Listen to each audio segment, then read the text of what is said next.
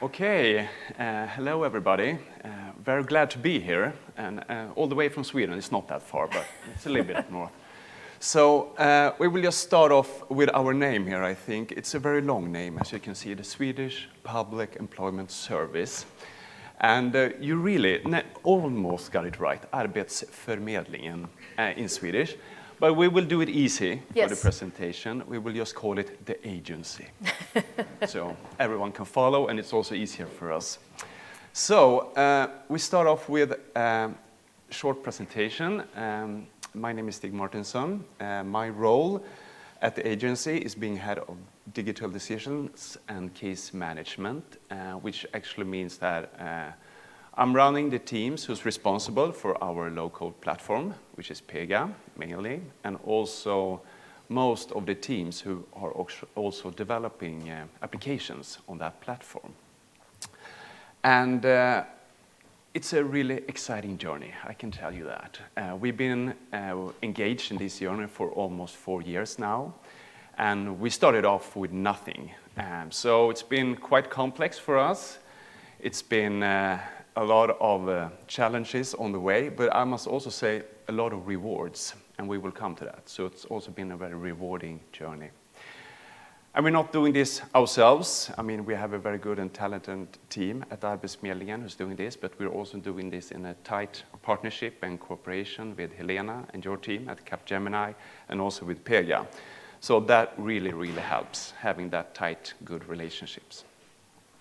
Yes, and I'm Helena Vilcans, and I'm here as the account executive for Arbetsförmedlingen. So I work very close to Stig in this, and we should say that even though our case here and the transformation we're working on is based on Pega, you also have other low-code platforms. Yep. So it's a question of looking at what function they want to work with and where the best solution is, really.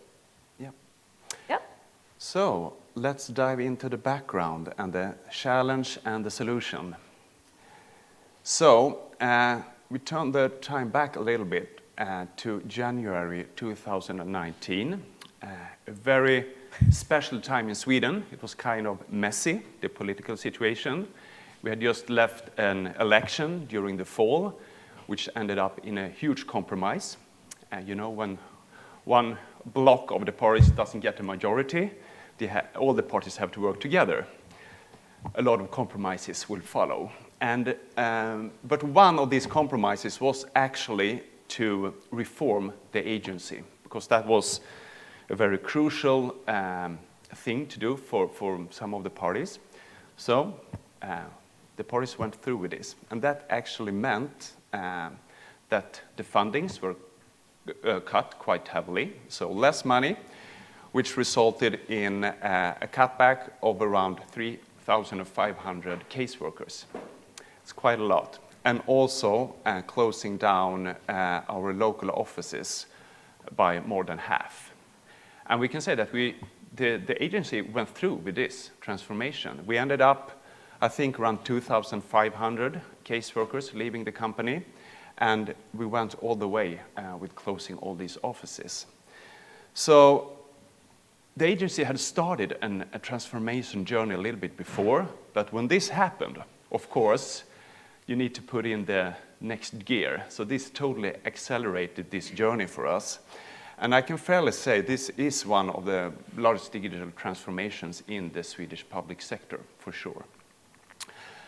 And the interesting thing here as well is like, we didn't get less work to do. It's like, yeah, but you can still keep on doing what you did before, delivering the same kind of services and meeting the customers, but you do it with less caseworkers, quite much more less, and not in the offices.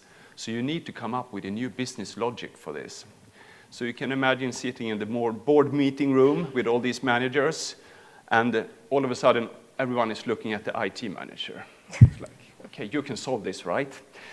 And then the IT manager goes back to his management team and say, okay, we have to solve this. And this is where the low-code platform comes into place, because that was one crucial part of the puzzle to make this happen.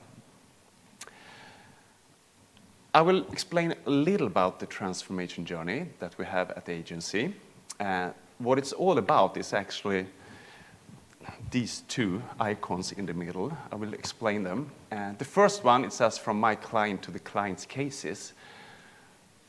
When we had a lot of caseworkers, we were able to provide like a personal caseworker for each of our customers, for each of our job seekers. It's a very nice privilege to have like an exclusive right to a caseworker that you can call and access almost all the time, no matter what you need. So, but we could not deliver this anymore because we didn't have the people. So the solution here was, of course, to move more into the digital services, provide more digital services to our customers. You have to do more yourselves. And when you need help from the caseworkers, you will meet different caseworkers depending on the character of your case. So this also moved our organization into a more specialized nature and culture. And we couldn't just do this by, drawing new processes and getting out there and telling all our people to work differently. We have to involve IT at the top. So what also happened, IT was put in the front seat together with the core business. So IT now got the mandate to analyze, design, develop, and implement all the new business processes. Of course, we did it hand in hand with the business. So a really cool movement for IT, being a support function, going all the way to the top and being part of the core business and a key player in the transformation. This was also a huge change for the IT department itself, because we come from an IT landscape and an IT culture where we did everything ourselves. We built our own full stack applications. There was a lot of point-to-point integrations, a lot of redundant data and so forth. Yeah, what you get when you have been running an IT organization for over 20 years and no really architectural guidance and steering on that, that's what you get. So what we moved in here is like we're moving into new kind of architecture, more of a layered architecture, a best-of-breed architecture, where we put the low code in the middle. That will be like the heart of the whole architecture for us. So this was a totally new way of working for us, of course, and of also building up competence around this platform. So this has been a lot of the work, actually, for the last year, building up competence, building an organization that will support this kind of new way of working. And right now, I think we have more than 10 Scrum teams working with the low code in Pega, and we're around 140 people in the organization. And we are releasing new features every month, and looking at the core critical business processes, we're up to 40% running it in Pega right now. And I think we will be halfway by the end of this year. So we have come some part, we have got some job left, but that's where we are right now. Yes. Yeah, so what was communicated to us as a supplier then, the solution to being able to make this transformation was to increase the efficiency while reducing the number of offices and cutting staff, as Stig talked about. Then, of course, and we've heard that a couple of times this morning, COVID hit as well. So that was sort of an added complication to all this. But it was deemed that there were a few necessary steps to take. One was a higher degree of self-service through automated benefit applications, that the easier cases should not need much handling, really. And we have that as a use case towards the end. We've seen another use case on that, where the self-service flow was highly expedited by COVID. It was always an idea that it would be there, but it had to be put in quite quickly because of COVID. And then to move to enable caseworkers, as Stig talked about, that they actually would get an easier job going forward, and not also, and being able to spend time on the people that really needed the help. Not quite achieved yet is automated check of information. As Stig said, there are quite a few systems in play. And also the Swedish data laws make it difficult to share information between agencies in Sweden. So this is continuously being worked on as well. It was also communicated that they did see some added benefits to doing this. As Stig said, imperative was the move from generalist to specialist caseworker, very important, and also accelerated decommission of IT legacy systems. Again, as Stig said, they do have quite a few, and they're getting increasingly expensive to maintain, and also increasingly difficult to maintain. So that was sort of the basis for when we came in here. But then why low code? That's kind of what we're here to talk about, right? And from a generic perspective, for me as a supplier, it's the speed of development. The threshold to actually start to develop applications is fairly low with a low code or no code platform. And also the possibility to design and test the business design early on in the development process. And also the business processes at the agency are not all in line with each other. So that's also an increased difficulty in this, made easier by what is in the Pega platform, actually. And then, of course, for Arbetsförmedlingen, the built-in case management support, which is really the basis for all this. And for a governmental agency in a democracy, what is important is the possibility to allow for client stability and equal treatment between the job seekers. So when we got the requirements then, what were on the requirements? Obviously, case management, very important. Also, the business process management in order to easily get an overview of the processes. Business rule engine in order to facilitate the rule management and also to allow for rule-based suggestions later on. Robotics. They do have Pega Robotics and also a generic robotics platform. So all the time when there are talks about automating a process, they look at which platform does it best. Sometimes it's Pega, sometimes it's the other one. And then also the ready-made responsive interfaces out of the box, so that when a new interface is needed, they don't have to make it from scratch. Expected benefits would be that job seekers can get help through data-driven insights. It would be a way of weighting which measures that would suit the individual job seeker or employer best. What about the benefits? What we have seen so far, three things, as you mentioned, Helena. Going from the analysis phase to understand what has to be done to actually releasing it into production and getting value out of it, it's so much shorter. We have been working a lot with MVPs, minimum viable products, getting them out there, getting back the user feedback, deploying the next version and so forth.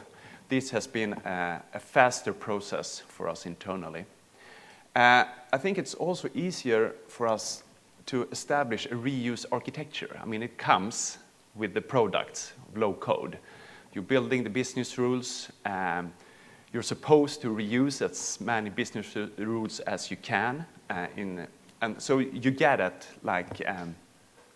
getting into this low code methodology and the tools. And also, of course, you're on the same platform. It makes it easier to find a common way of work, and that also helps. We have also seen that it's easier to attract and to build competence. I'm not saying it's easy. I think everybody in this room knows it's quite hard to attract competence in IT. But the barrier to come into low code, it's much, much lower.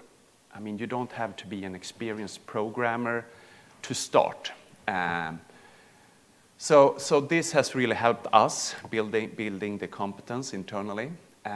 we can also see that development teams, I mean, since you don't have to be so deep into the code and the architecture and the syntax, you can spend more time with the business and the users, understanding the needs and also the business processes. And this makes the whole thing a lot faster and also a lot more fun because, yeah, you can deliver value faster, and that's what everybody wants. So the whole thing that we see that IT moves more into the business, but also that the business moves more into IT. Because we're speaking more of the same language, the business understands how we develop applications, because it's visual, it's graphical, right? It's not so hard to understand. So we're becoming more and more like one team. And this is, I would say, we didn't see this one coming really, but now we can see it, and it's really good. And I can say this, we see that this low-code movement is here to stay. We don't think this will end 2026 or so. This is the beginning of a new era, for sure. More time is spent on the business processes, getting value out there fast, and not so much on the technology issues. There's also some success factors. You can also call it lessons learned. Everything hasn't been super smooth, I will tell you that. In a couple of presentations, this has also been highlighted, I think. You need to really spend time and invest time on designing the business processes so you get it more right. And also on building the foundation in the platform. Try to think what kind of reusable business components will be used ahead, what do we need now and what might we need in 6 months or 12 months ahead, and start designing those. And also spend time on getting the right data model, information model, because these are all in the base. We rushed through this a little bit. We were very eager to get value out fast for some cases, which we didn't think so much about the reusability. So now we're in a place where we need to back a little bit. We're improving the data models, the reusability architecture, which means that we also have to make some going back in some of the applications and do things a little bit different. But I guess that's also the nature of agile work. You cannot find out 100% at the start how it should be. Invest in your people and your teams. Of course, this goes for everything that we do. What we have seen in the low-code culture is that we attract a lot of people, young people, unexperienced people. They level fast. They get good fast. And it's a very attractive market, so they move. So this is a challenge, being a manager, trying to keep the talents in the house. So we have spent a lot of time continue to spend time on our people and our teams. And also spend time on the business, because this drive with the low code, it came from IT. And it's been like that for quite a while. But now we see that the business is coming to an understanding and understand the power of low code. And it is a different way of working. The business at our agency has never been this involved in development, but now they are, and they love it, of course. But because they understand, they see, okay, but can we do this? We go in design in the App Studio in Pega, for an example. We can get out the physical and visual result right away. So we are much closer. But that also is a new way of working. So that's a lot about change management as well. And the journey continues for us. I think we're like halfway in the big transformation. And next step for us is exploring more about what we call citizen development. That is when you put the business in the development chair. They start to develop the processes themselves. And I would say that we have the tools for it. We have the technical stuff there, but we don't really have the competence and we don't really have the way of work yet. But we will start to explore this. It's a very exciting thing, I think. Case study. I figured it could be interesting to see where this has been very helpful. And as with other examples, as we said, COVID-19 kind of made it necessary. So Arbetsförmedlingen saw record levels of customers and the dramatic increase in a short few weeks. I think in Sweden, we kind of felt that COVID will not really come here or won't be a problem or something like that. We were kind of wrong. We're too far north, it will not. Yeah, we take that back now. We take that back now. But of course, for Arbetsförmedlingen, the issue was that the caseworker headcount was already heavily reduced as a way of forcing this digital transformation. And a lot of the local offices were closed. So it was quickly decided that the self-service flow for the easy cases were necessary to accelerate and get implemented as fast as possible. I felt I needed to have the graph just to show the surge, because the main driver was that it was such an increase of registered customers, a 60% increase compared to the year before. And again, with the reduced headcount, it was huge. And the challenge was to alleviate pressure on customer service because they were not able to help everybody. And the thing is, I'm assuming it's the same here, that if you're not entered into the system, you have difficulties getting the money you should get when you're unemployed. So you have to get into the system. And also, of course, service quality suffered. So it was decided that job seekers who don't need personal guidance should take care of themselves digitally, and also to shorten the queues to sort of enter the process. So this meant, and the result is that the self-service flow gives close to occupation customers an end-to-end digital self-service interaction with Arbetsförmedlingen. And then the question is, so what is close to occupation then? It is said that it is someone who has work or studies planned within 90 days of onboarding, and they are then admitted to the self-service flow. And this means they will not have a planning meeting. As Stig said before, people were used to being taken care of personally. No planning meeting, neither locally nor digitally. Automatic action plan with activities and directions. Automatic reminders and follow-ups. And they are automatically off-boarded by the end of this process. And of course, at any time during the process, if needed, they can always go into the regular flow. But normally, they don't need to. And within a single week of this actually being in production, it was evident that 10% were immediately eligible for this new service flow. So this meant a huge saving weekly, and approximately 1,500 meetings and 700 hours for these easy cases. So that, of course, meant that the handlers had more time to spend on the people that really needed help. And how did this happen? Because, of course, as with everybody else, and I know someone else mentioned it as well, this was when everybody all of a sudden found themselves working from their home office or kitchen table or something. And Arbetsförmedlingen generally was quite hard, actually. If they're based in Stockholm, and if you were based in Stockholm, you were supposed to be at the office 5 days a week. And then all of a sudden, nobody's there. And everybody's trying to work from home with all that entails in not enough bandwidth and VPNs, etc. So it started in April 2020, first delivery in June.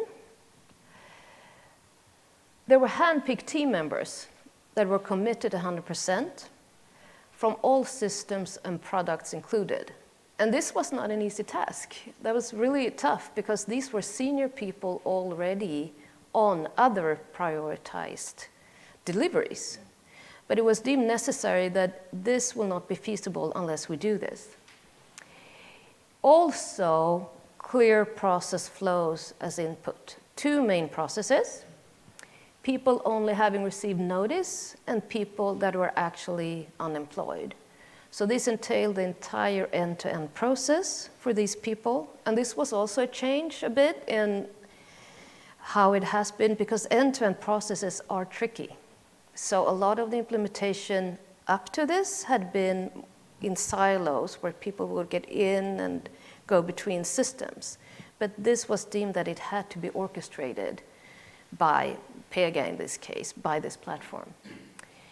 It was also a clear priority that this was the most important project at a time. So a dedicated management team that prioritized and handled any obstacles coming up. And there was also a clear buy-in from the business side that speed took priority over quality. It won't be a perfect product in production, but that's okay. And we will fix the things that are not perfect later. Stig, Yeah. that basically sums it up. Yes, I think it does. And I must say this, what we did here in 3 months during the first time of Corona, I'm so proud that we pulled it off, actually. Sometimes it's like, how did we do it? You know, people starting to work from home. A lot of people were sick as well, coming on and off, not working 100%. We were also coming just off another critical project. We got a weekend in between, then we just started this one. So, and we worked quite early on into the low code platform as well. But I can say in retrospect that if we hadn't had the low code platform, we wouldn't have succeeded with this. So I think that pretty much concludes our presentation here. Thank you. Thank you.